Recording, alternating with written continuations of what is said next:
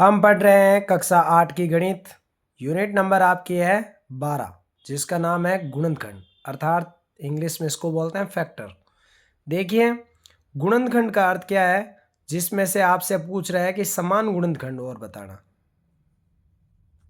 Question number आपका first है, जिसमें दिया गया है कि जो पद दिए गए हैं आपको बीजीय व्यंजक के साथ में या संख्याओं के साथ में, उनका सार्व गुणनखंड बताना है।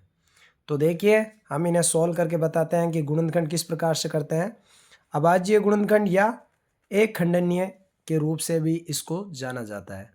तो देखिए, फर्स्ट क्वेश्चन आपका क्या कह रहा है। फर्स्ट क्वेश्चन में आपको संख्या दी गई है 12x, 36। इनको क्या लिखना है आपको, अभाज्य गुणनखंड। पहले इनका अभाज्य गुणनखंड, जिसको हम प्राइम फैक्टर के नाम से भी जानते हैं, और उसके पश्चात आपको इनका सार्व अर्थात समान गुणनखंड क्या क्या बनता है वो बताना है। तो देखिए, आपका पहला पद दिया गया है 12x। आपको यह बताना है कि 12x कैसे बनता है। तो सबसे पहले यदि हम रफ के तौर पे यहाँ पे करके मैं आपको बताता हूँ कि 12 का आप सबसे पहले क्या निकाल लीजिए, अभाज्य गुणनखंड। अर्थात अभाज्य गुणनखंड से हमें ये पता है कि जब हम अभाज्य संख्याओं का भाग देते हैं तो इसका गुणनखंड हम प्राप्त करते हैं। तो देखिए कैसे, यहाँ सबसे पहले अभाज्य संख्या के रूप में हम पहले 2 का भाग देकर जांच करते हैं कि यह कितनी बार विभाजित होता है। तो जब हम 2 का 12 में भाग देते हैं, यानी कि 12 में 2 का, तब हमें पता है कितना प्राप्त होता है। 12 में जब 2 का भाग देते हैं तो 6 बार हमें क्या प्राप्त होता है, 12। फिर ये प्रक्रिया आपको तब तक दोहराना है जब तक इनके गुणनखंड में आपको क्या प्राप्त ना हो जाए, 1। जब हमने 6 के अंदर 2 का भाग दिया तब हमें कितना प्राप्त हुआ, यहाँ हमें प्राप्त हो गया 3। और 3 हमें पता है अभाज्य गुणनखंड में हमें 3 से ही प्राप्त होता है।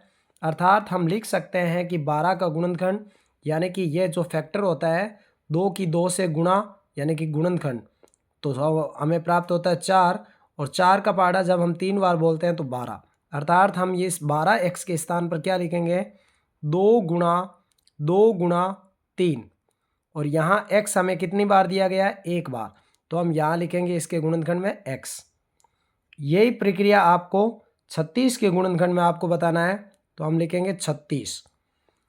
अभाज्य गुणनखंड में अभाज्य संख्याओं का ही भाग लगता है। यदि आपने अभाज्य गुणनखंड के बारे में पता नहीं है तो हम अभाज्य गुणनखंड का मैं इस वीडियो के डिस्क्रिप्शन में उनका लिंक दे दूंगा कि अभाज्य गुणनखंड किस प्रकार से ज्ञात किया जाता है।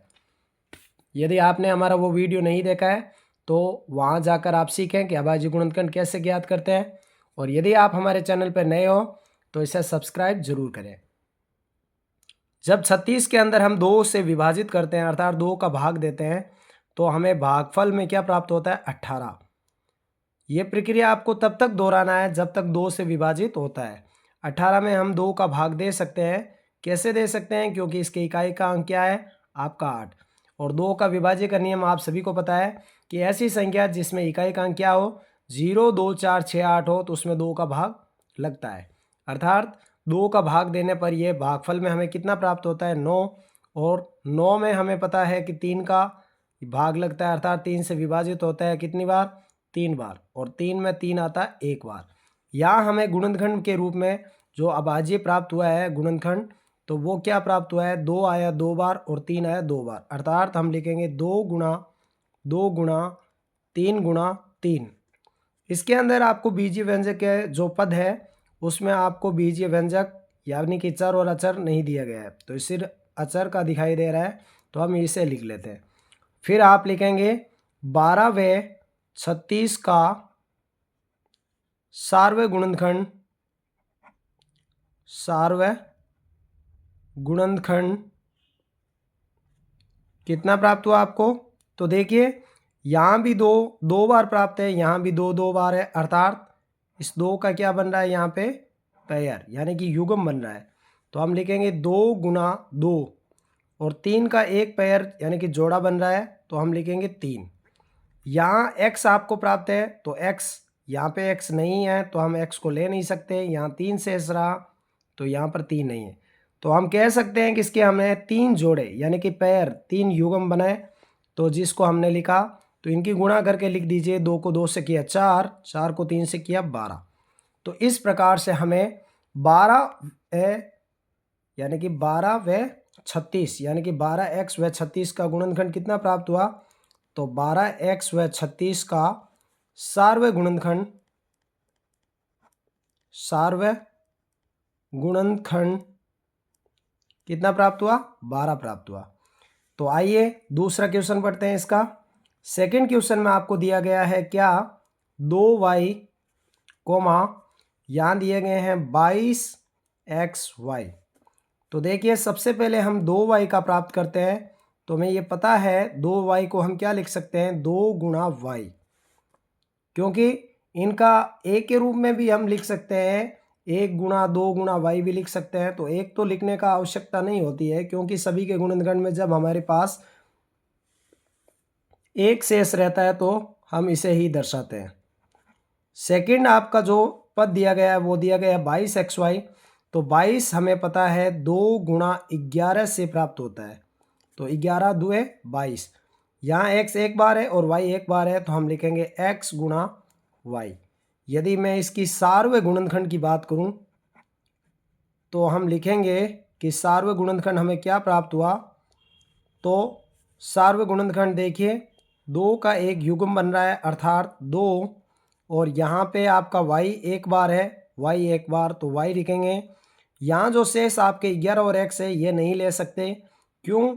क्योंकि यहाँ जो 22xy वाला पद है उसके अंदर 11 आपको देखने को मिल रहा है, जबकि 2y में हमें नहीं मिल रहा है। यहाँ x है, यहाँ पर x हमें कोई भी पद के रूप में नहीं है, तो इस पद के अंदर हमें x देखने को नहीं मिल रहा है, तो इसलिए हम नहीं ले सकते। तो इसका सार्वय गुणनखंड हमें क्या प्राप्त हुआ? 2y। आइए हम इसके तीसरे क्वेश्चन की ओर चलते हैं, जहाँ तीसरे क्वेश्चन में आपको क्या दिया गया है? तीसरे क्वेश्चन में आपको दिया गया है कि 14pq, 28p² तो हम सबसे पहले 14pq के गुणनखंड ज्ञात करेंगे। तो देखिए हमें यह बताइए कि 14 आपको किससे प्राप्त होता है? तो आप लिखेंगे 2 गुणा 7 से 14 प्राप्त होता है, या फिर 1 गुणा 14 से। तो हमें तो इसके अभाज्य गुणनखंड के रूप में अभाज्य संख्या या तो 2 से विभाजित होगा, और 2 के पश्चात यह 7 से विभाजित होता है, इसलिए 2 और 7 को लिखा जाता है। फिर p और फिर q, इसके अलावा इसके कोई और गुणनखंड नहीं लिख सकते हम। तो 14 का या तो 1 गुणा 14 लिख सकते हो, या फिर 2 गुणा 7, तो हम अभाज्य गुणनखंड के रूप से कर रहे हैं। उसके पश्चात 28p²q², अर्थात 28, जब हम 28 का अभाज्य गुणनखंड करते हैं तो सबसे पहले 2 का भाग लगता है, तब हमें कितने प्राप्त होते हैं? 14। और 14 का हमने अभी ऊपर किया था, ये वापस आप जांच कर सकते हो। 7 एकम 7, 7 दुए 14, 14 एकम 14, 14 दुए 28। यहाँ p आपको 2 बार देखने को मिल रहा है, तो p गुणा p लिखेंगे, और q भी 2 बार है, तो q गुणा q के रूप में। अब जब हम इनका सार्वय गुणनखंड लिखेंगे, तो सार्वय गुणनखंड अर्थात क्या? 1 2 का जोड़ा, ये 2, फिर यहाँ 2 है, यहाँ देखने में हमें 2 नहीं मिलता है, तो यहाँ 2 एक बार दिया गया है, यहाँ 2 2 बार दिया गया है, तो एक बार दोनों में क्या है? उभयनिष्ठ, अर्थात कॉमन देखने को हमें मिलता है। उसके पश्चात हम 7 को लिख सकते हैं, क्योंकि दोनों संख्याओं के पद में हमें 7 देखने को मिलता है। p दोनों में एक बार है और q है, तो हम यहाँ पे एक बार p लिखेंगे, एक बार q, अर्थात हम क्या लिखेंगे? 7 को 2 से गुणा किया 14, और p का p और q। यदि आप हमारे चैनल पर नए हो तो इसे सब्सक्राइब जरूर करें, वीडियो को लाइक करें, कमेंट करें। आगे पढ़ते हैं हम क्वेश्चन नंबर इसका 4। क्वेश्चन नंबर 4 के अंदर आपको संख्या दे रखी है क्या? संख्या में है 2x, 3x², और 4। देखने पर हमें यहाँ पे 3 पद दिए गए। सबसे पहला पद आपका है 2x, दूसरा पद आपका है 3x², और फिर आपका है 4। इन तीनों में आपको क्या बताना है? सार्वय गुणनखंड। देखिए 2x का गुणनखंड हम लिखते हैं 2 गुणा x, 3x में हम क्या लिखते हैं? 3 गुणा x गुणा x, क्योंकि 3 एक बार है, x पे घात 2 है, यानी कि x पे पावर 2 है, तो हम इसे 2 बार लिख सकते हैं। और 4 का हम क्या लिखेंगे? 2 गुणा 2। अगर यहाँ ध्यान से देखते हैं तो यहाँ हमें उभयनिष्ठ के रूप में कोई भी समान रूप से प्राप्त नहीं होता है। देखिए यहाँ 2 दिया गया है, यहाँ 2 दिया गया है, लेकिन इस 3x² वाले में हमें कोई भी 2 दिखाई नहीं दे रहा है। तो इनमें कोई भी यदि कॉमन नहीं होता है तो गुणा में सबके क्या होता है, 1 लगाने से भी इसमें कोई भी परिवर्तन नहीं आता है। अर्थात हम यहाँ लिखेंगे सार्वय गुणनखंड कुछ भी नहीं होता है, तो हम जैसे लिखते हैं मैसे की तरह कोई भी नहीं होता है तो उसका क्या आता है 1। तो 1 इनमें सब में क्या है, सार्वय गुणनखंड देखने को हमें प्राप्त होता है। क्वेश्चन नंबर हमारा 5 में आपको क्या संख्या दी गई है, संख्या हमें दी गई है 6abc, 24ab² और 12a² तो देखिए इसको किस प्रकार से हल करते हैं। सबसे पहले हम 6abc का, उसके बाद में आपको 24ab² के पद का गुणनखंड करना है और उसके बाद में 12a² का गुणनखंड करके फिर हमें सार्वय गुणनखंड ज्ञात करना है। तो आइए 6abc का गुणनखंड हम किस से लिखेंगे, पहले हम इस मैथ की यानी कि जो आपका अचर पद है उसका गुणनखंड करेंगे। देखिए 6 हमें किस प्रकार से प्राप्त होता है, तो हम 2 गुणा 3 लिखते हैं तो 2 गुणा 3 भी 6 होता है, या फिर हम इसका गुणनखंड 6 गुणा 1 भी लिख सकते हैं।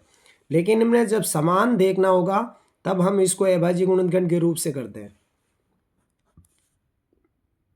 ए बी सी और है तो ए गुणा बी गुणा सी के रूप में मैंने इसको लिखा।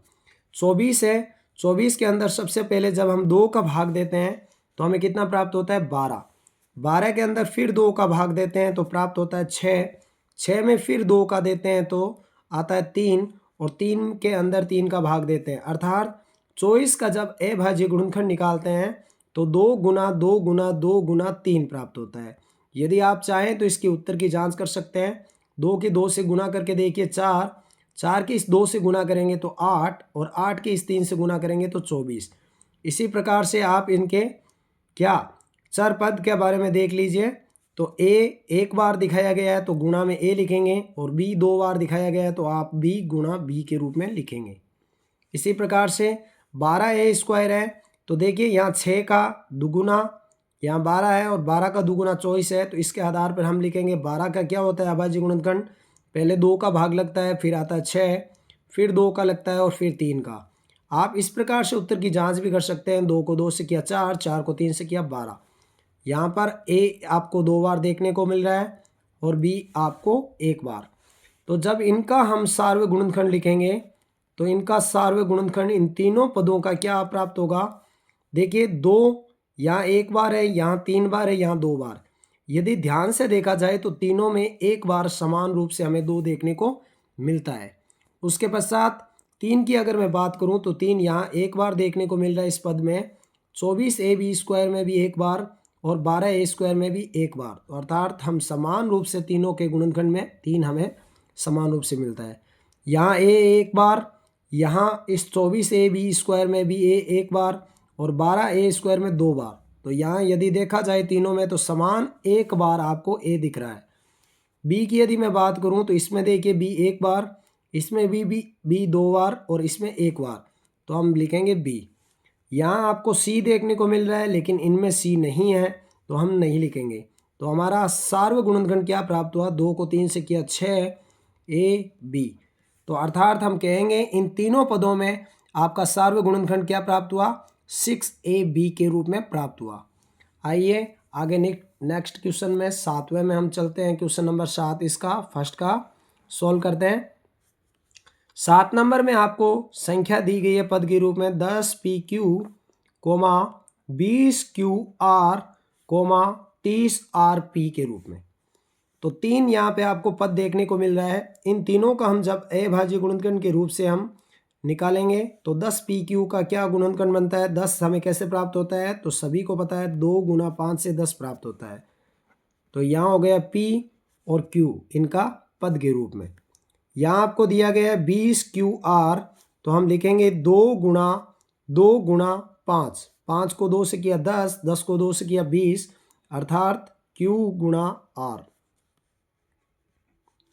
इसी प्रकार से हम 30 का ज्ञात करेंगे। सबसे पहले 2 का भाग लगेगा तो हमें 15 प्राप्त होंगे। 15 में हम 3 का देंगे तो 5 प्राप्त होगा और 5 में 5 का देंगे 1।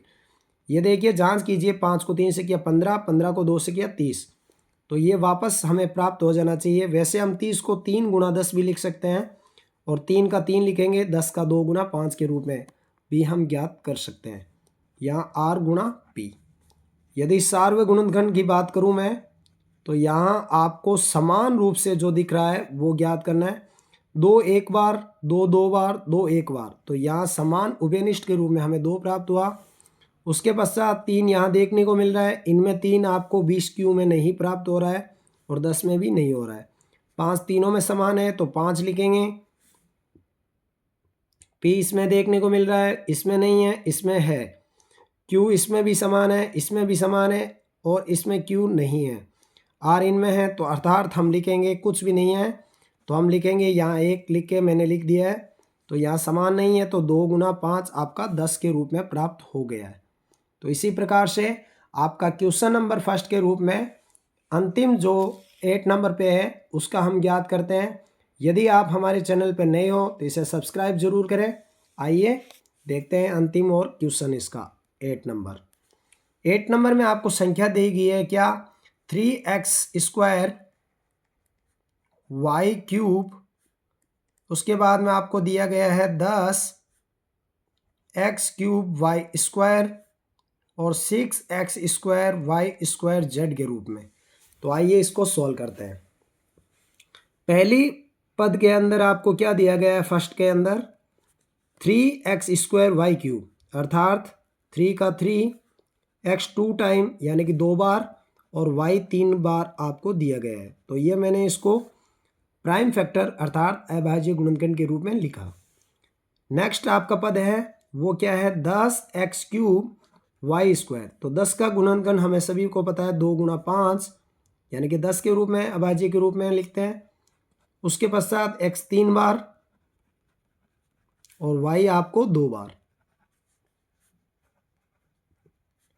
इसी प्रकार से अंतिम पद लिखते हैं 6x² y² z के रूप में। तो 6 का जब अभाज्य गुणनखंड करते हैं तो 2 गुना 3 होता है।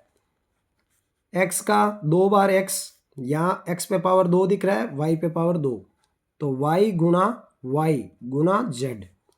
यदि हम इसका सार्वत्रिक गुणनखंड ज्ञात करते हैं तो देखिए 3 हमें यहाँ देखने को मिल रहा है, लेकिन इनमें 3 10 वाले में नहीं है और 6 वाले में है। 2 यहाँ पे 10 वाले में 2 है तो 3 में नहीं है। तो अर्थात हम गणित का अभाज्य गुणनखंड के रूप में समान हमें उभयनिष्ठ कुछ भी देखने को नहीं मिला।